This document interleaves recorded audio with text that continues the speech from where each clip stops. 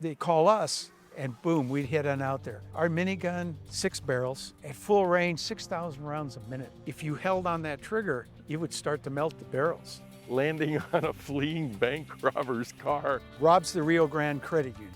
High-speed chase. So I'm hovering there on him, and we're moving. He never stopped. I said, well, we'll keep him in the parking lot. The report is there's a bulldozer that's armored with steel. And they tried to get this big scraper. Bulldozer just pushed him out of the way because there was nothing they had in their inventory that's going to stop it. Hello, everybody, and welcome to a special episode with helicopter pilot Mike Silva. This is going to be really cool. It's time to go behind the wings.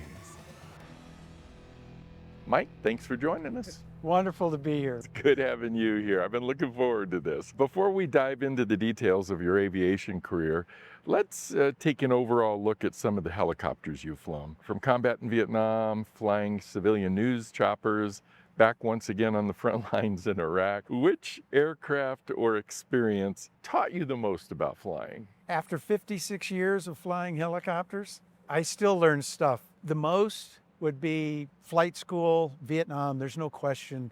The intensity, you learn real quick, you have to. You had 12 to 15 hours to solo. We had a guy, he did it in 4 hours, which was a record time as far as I know. I think the average, that was about average, about 10 and a half hours. But the whole system was set. So when you got to Vietnam, you always flew with an older guy that had been there maybe 6 months. The experience was so accelerated in that environment. You picked up stuff really quick, you had to. And then you had guys that had been there 4 months, 6 months, maybe longer. It'd be rare if you were flying with somebody that'd been there longer than 6, and they're all teenagers and 20-year-olds. Did flying the Huey change while you were there as the mission was changing? You had different job from supplying equipment, combat assaults, combat insertions into LZs and the troops would come out, extractions. You had Nighthawk ship. That's what I did mostly was Nighthawk, a 2-ship operation. The low bird was guns. Had a minigun, 50 cal, 60s, a big tank light, and a starlight scope.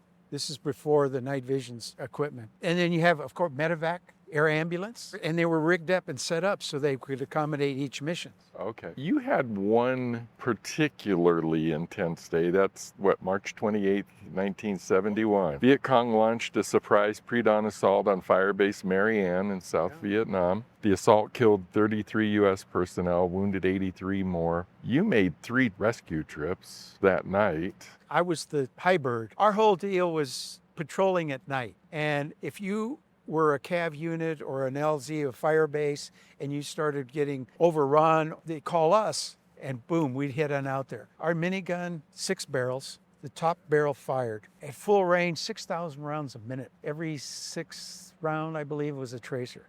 3-second momentary switch, because if you held on that trigger, you would start to melt the barrels. So that's how that effective, nasty that gun was. So we're sitting there and we're listening to the radios and they're calling for help, and you could hear explosions and gunfire in the back when they keyed the mic. We rallied, we were airborne in less than 2. We started heading out there, and several miles out, you could see the glow from artillery flares. It was a terrible situation. I'm flying, I kick back around, we land at the P-pad, and said, heck, start loading them up. There were guys with arms blown off. There were guys that were unconscious.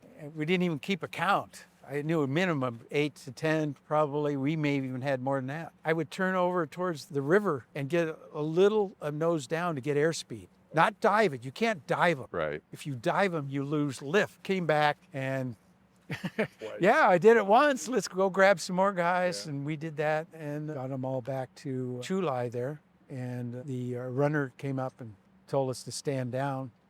It's pretty well over.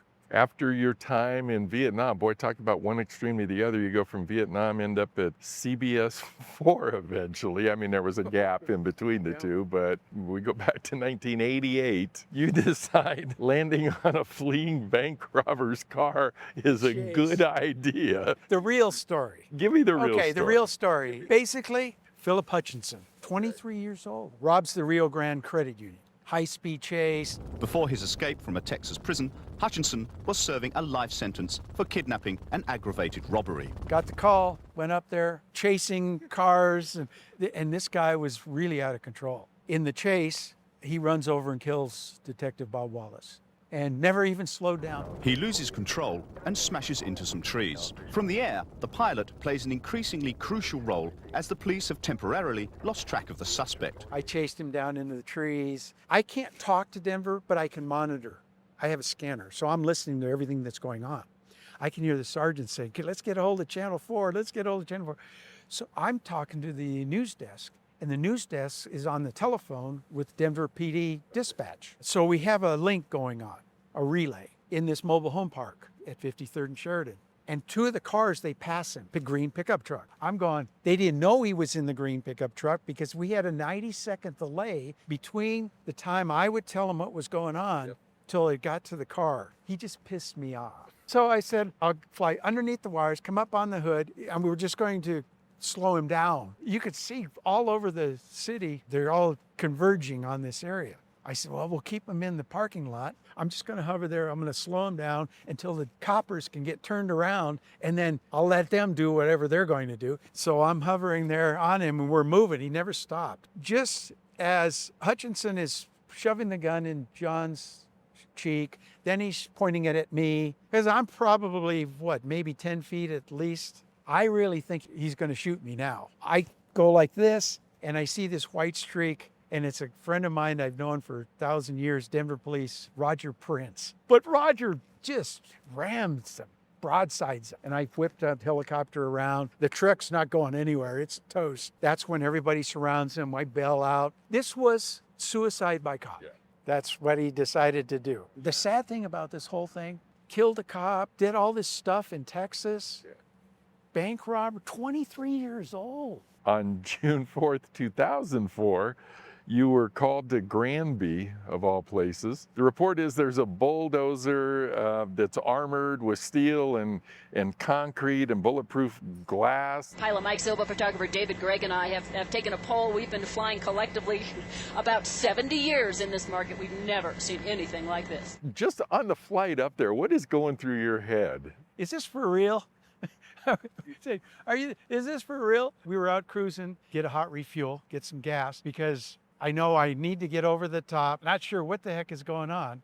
Boom, I dive down, we go in there. When you go down in there, he's already tearing. He's already done the city building, the library, and the police station. Nobody knows what's going on. They don't have a clue. So you get there and you see the destruction and you see the cops, and the cops can't stop the guy. I mean, they're shooting, the bullets are bouncing off. What happened towards the end, they tried to get this big scraper, and that bulldozer just pushed him out of the way. Towards the end there, you'll see him steam coming out of the engine. What happened is he covered the radiator with metal plating. The engine overheated is what happened. Okay. That's what actually stopped it, because there was nothing they had in their inventory that's going to stop it. 20 minutes ago, he had wedged himself in the back end of this store, and apparently had taken out the radiator, and he'd become immobilized, and we had SWAT team members trying to figure out how to get inside the Caterpillar. I know you. Were you trying to figure out how you could maybe help stop this? Were you? Not even. No.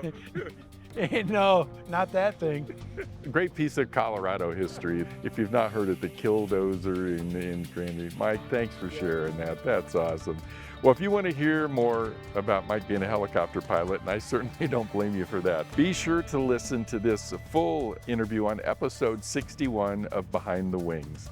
And come visit the museum to see more than 60 air and space craft in our historic World War II era hangar. Thanks for joining us, and we'll see you next time right here on Behind the Wings.